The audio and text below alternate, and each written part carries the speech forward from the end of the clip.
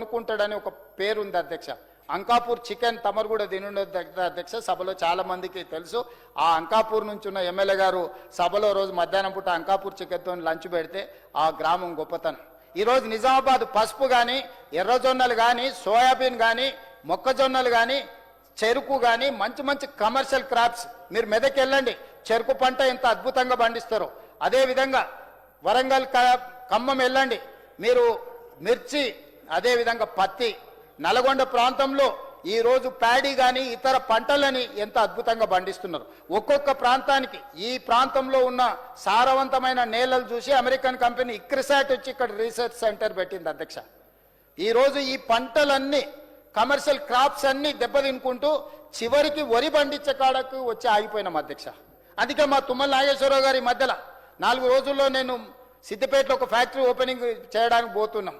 Palm oil తీసుకొచ్చి commercial crop తీసుకొస్తే రైతుకు అద్భుతమైన లాభాలు ఉంటాయని ఈరోజు తుమ్మల నాగేశ్వరరావు గారు నిరూపించారు. ఎప్పుడు కనిపించిన వారు పరిశ్రమలు, రాయితీలు, దాన్ని విస్తరించుకోవడానికి అవసరమైన ప్రణాళికలు వారు నాతో చర్చిస్తుంటారు. పెద్దలు ఉత్తమ్ కుమార్ రెడ్డి గారు గత 2 సంవత్సరాల నుంచి సివిల్ సప్లైస్ మినిస్టర్గానే కాకుండా ఈరోజు హైయెస్ట్ ప్యాడీ మనమే దేశంలో నెంబర్ 1 స్థానంలో ఉన్నాం అధ్యక్ష.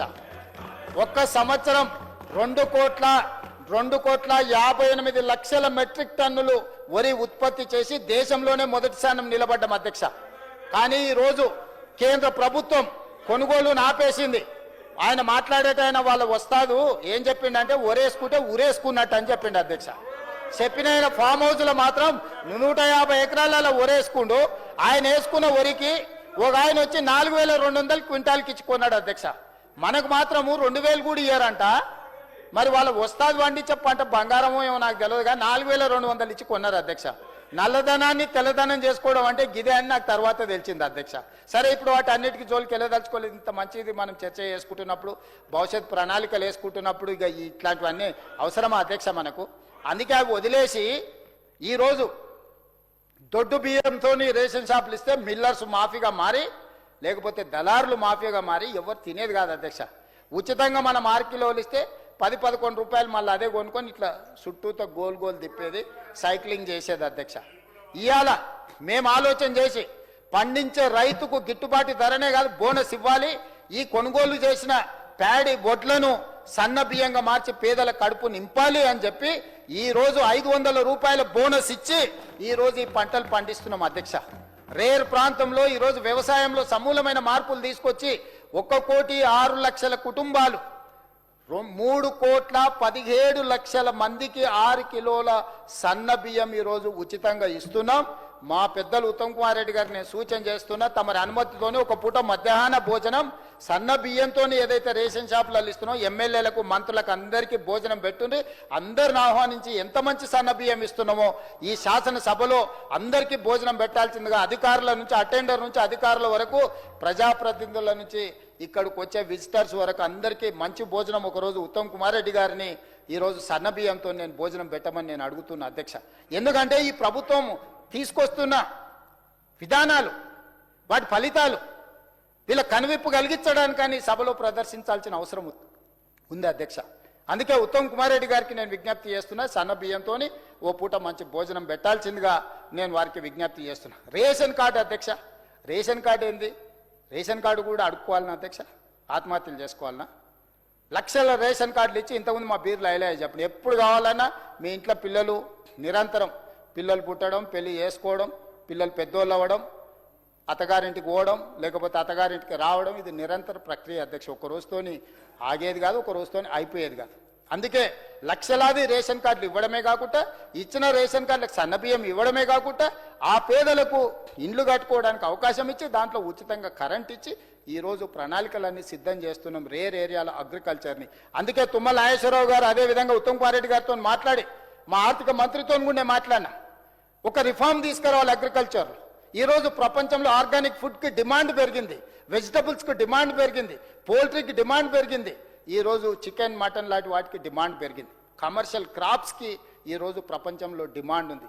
ఆర్గానిక్ ఫుడ్ పండిస్తే ప్రపంచ స్థాయిలో మార్కెటింగ్ ఉన్నది కాబట్టి కోల్డ్ స్టోరేజ్లు కట్టాలి, మార్కెట్ యార్డ్లు కట్టాలి. ఈ రోజు ప్రపంచంలో నుంచి కొనుగోలు చేసే వాళ్ళు ఇక్కడికి రావడానికి అవసరమైన అన్ని ఏర్పాట్లు చెయ్యండి అని చెప్పి రేర్లో ఈరోజు మనం పాలసీ తీసుకొని వచ్చినాం అధ్యక్ష. రైతును రాజును చెయ్యాలన్న మా ఆలోచన ఎందుకు వీళ్ళకి అర్థం కావడం లేదు, అర్థం చేసుకొని వాళ్ళ ఫామ్ హౌస్లలో వాళ్ళు అదేంది క్యాప్సికం పండిస్తే ఎకరా ₹1,00,00,000 వస్తుందని చెప్పారు అధ్యక్ష. ఆ విద్య మాకెందుకు నేర్పారు అధ్యక్ష? తెలంగాణ రైతులకు నేర్పితే ప్రతివాడు ఎకరా ₹1,00,00,000 సంపాదిస్తే చూస్తుంటేనే కోటీశ్వర్లు అయిపోతారు కదా అధ్యక్ష. మీరు మాత్రమే నేర్చుకొని మీరు మాత్రమే పెట్టుకుంటారా? క్యాప్సికం లోపలేమన్నా వజ్రాలు పుడుతున్నాయా, లేకపోతే బీఫామ్లు ఇస్తే క్యాప్సికం ఎవడన్నా కోటి కొనకపోతుండే అధ్యక్ష? ఏ విధంగా క్యాప్సికం పండిస్తే ₹1,00,00,000 ఎకరకు వస్తుంది అధ్యక్ష? వచ్చింది నిజమే అయితే ఈ తెలంగాణలో ఉండే 1,00,00,000 ఎకరాలను మొత్తం క్యాప్సికమే పండిస్తే తలాకో ఎకరా ₹1,00,00,000 వస్తే తెలంగాణ రైతులందరూ కోటీశ్వర్లు అయిపోతారు కదా అధ్యక్ష. ఈ విద్యను తెలంగాణ రైతాంగానికి మీరు బదిలీ చేయరా అధ్యక్ష? పాతకాలంలో గురువులు వాళ్ళకు వచ్చిన విద్య మీకు తెలుసు కదా అధ్యక్ష. ద్రోణాచార్యుడు విద్య నేర్పేటప్పుడు శిష్యులకు అందరికి పెట్టండు, ఆ పక్షి కన్నుకు గురిపెట్టుండని. గురిపెట్టినప్పుడు అందరికి ఒక ఆయన కాకులు కనిపించిన, ఒక ఆయన చెట్టు కనిపించింది, ఇంకొక ఆయనకు ఆకాశం కనిపించింది, ఇట్లా రకరకాలు కనిపించింది. అర్జునుడికి మాత్రమే పక్షి కన్ను కనిపించింది అధ్యక్ష. ఈరోజు నాకు కూడా రైతును రాజును చెయ్యడానికే ఈ రూరల్ అగ్రికల్చర్ రీజన్ ఎకానమీని గుర్తించి ఈరోజు గవర్నర్తో మీకు చెప్పించినాం అధ్యక్ష. అయినా వాళ్ళ కడుపు మంట అధ్యక్ష, ఎసిడిటీ. కాకరకాయ రసం తాగితే తగ్గుద్ది అది. కాకరకాయలు కూడా పండిస్తాం అధ్యక్ష వాళ్ళకి రసం ఇవ్వడానికి. అందుకోసమని ఇట్లయినా వాళ్ళకు కనువిప్పు కలగాలనేది నా ఉద్దేశం అధ్యక్ష. అందుకే ఈ రైతులను బాగు చేయడానికి తీసుకొస్తున్న ప్రణాళికల కోసమైనా గవర్నర్ గారి ప్రసంగాన్ని అభినందిస్తూ ఏకవాక్య తీర్మానం చేసినట్టు వాళ్ళ గౌరవం పెరిగి ఉండేది కదా అధ్యక్ష. అందుకే ఈరోజు ప్యూర్ కానీ క్యూర్ కానీ లేకపోతే రేర్ కానీ ఇది ఒక పాలసీ డాక్యుమెంట్ అధ్యక్ష.